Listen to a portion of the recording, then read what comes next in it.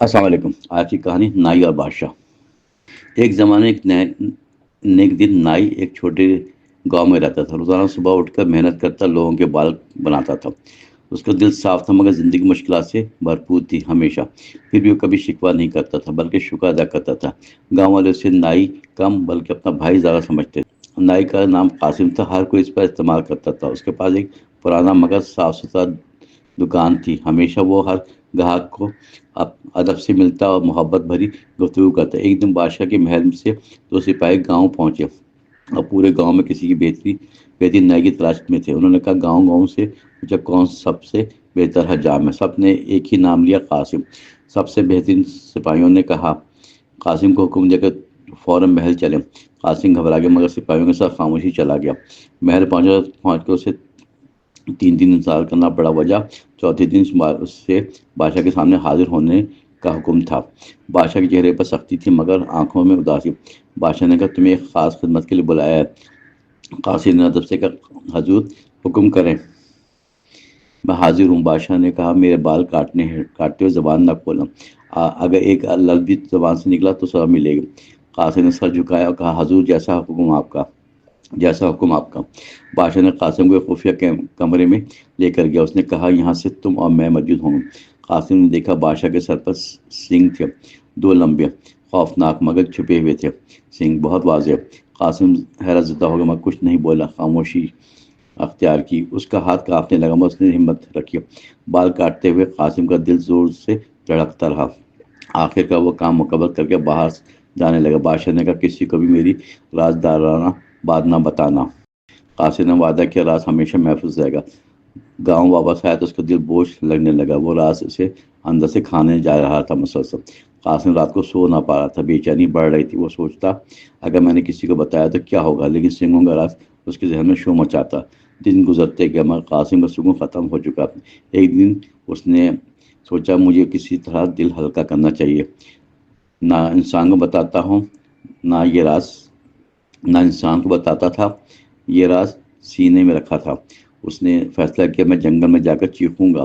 وہ جنگل کے بیچ پہنچا اور ایک گہرا گڑھا کھودا۔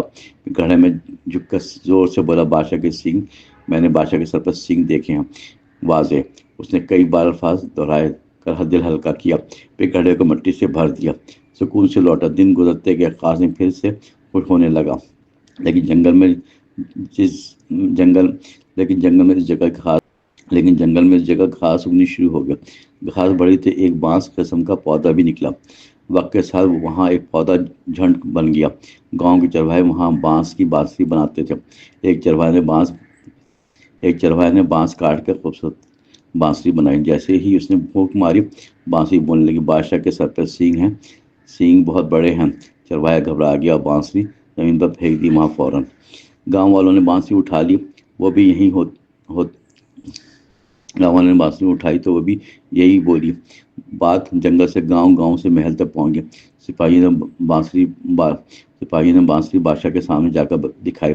بادشاہ غصے سے آگ بگلا ہو گیا، غصے سے بے قابو ہو گیا۔ اس نے قاسم کو فوراً محل میں طلب کیا۔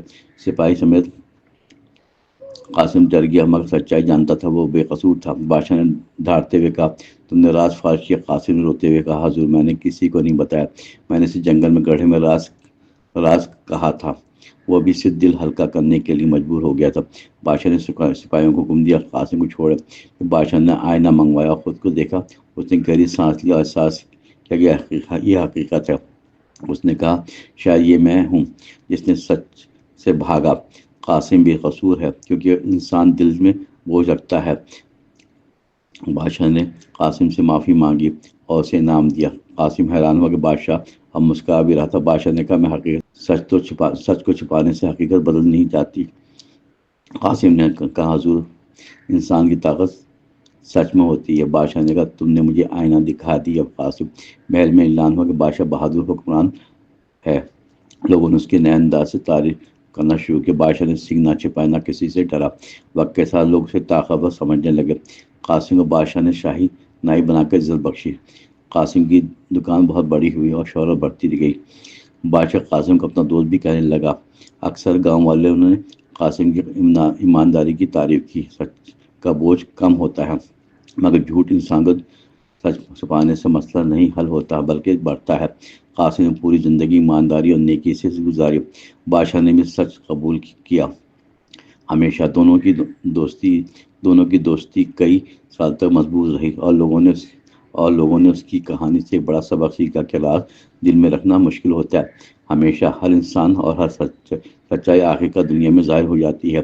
اس لیے انسان کو خود کو قبول کرنا چاہیے بہادری سے، کیونکہ سچ انسان کو آزاد کرتا ہے ہر پریشانی سے۔